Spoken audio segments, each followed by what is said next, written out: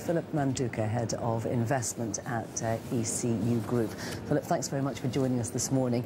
You heard part of Gordon Brown's speech. Any surprises there for you? None at all. In fact, he hasn't come up with many facts for some time now. He continues to want to blame the globe, the global economy and global anyone else for the problems that are in the UK.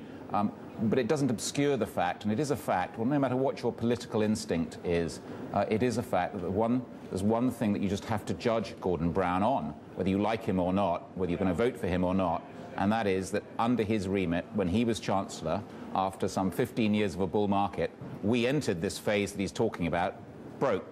And that is the judgment call. Now, funny, I was talking to Alistair Campbell yesterday, and I put that point to him, and he said, well, this was a one-off. It was something that nobody could have predicted. He would have balanced the books within the economic cycle, except for this event. Does that wash with you? Well, would have, could have, should have, you know, for people who haven't made it in life.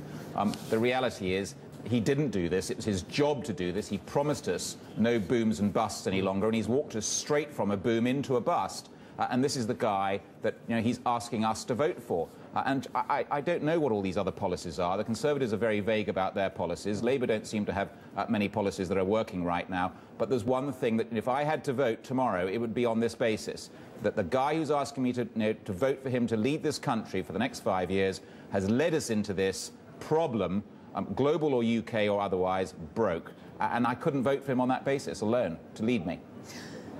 Now, this problem leaves us with a high deficit, with a weak pound. We've seen exports struggling. What are the priorities now? Well, the clearest priority is the election. That's what's coming up next, and that's what everyone's focusing on. What the Labour Party definitely don't need is a sterling crisis going into that election, which the Conservatives could hammer them with for mismanagement of the economy, which is at the heart of it. I mean, there was a saying some time ago, I think, on the Clinton election, long time, it's the economy, stupid. Well, it really is the economy to everyone in the UK. All this stuff about broken societies and all that, irrelevant. It's the economy that counts. Show us some leadership, show us some vision, show us some policies. They're being pretty vague about it. The Labour Party do not need to give the Conservatives anything to hammer them with. So don't look for a sterling crisis, and look for some more fiscal austerity out of this budget than might currently be expected from the Labour Party. You think really the Labour Party doesn't have anything to lose by being a little bit more austere? What do you think the chances are that we will see a more bear market with sterling, that there will be more pressure on sterling?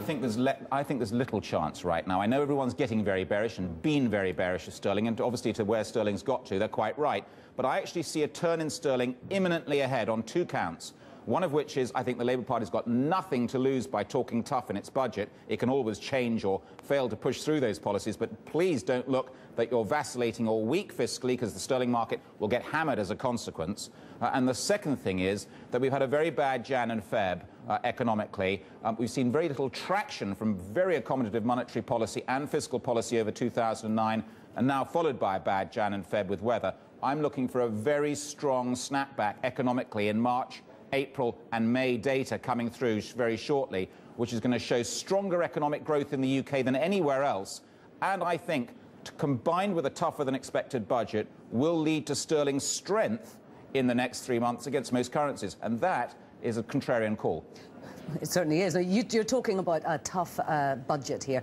Are you saying that Labour might suggest that they will cut the deficit, cut the deficit as soon as they win an election, if they did? Well, Andrea, it's common knowledge that if the Conservatives get in, they're coming with a heavy-loaded tractor straight through the public sector spending, OK, which is ballooned under Labour. The problem is they can't say that right now because half the electorate seem to be in the public sector and they won't get in. But we know that they're going to smash this public sector up. The Labour Party, on their hand, can't actually tell you how they're going to get this budget back in under control, because they're not going to do it through growth. We have got a dysfunctional banking system in the UK, which is just not going to generate the growth and therefore the tax revenues to get that through.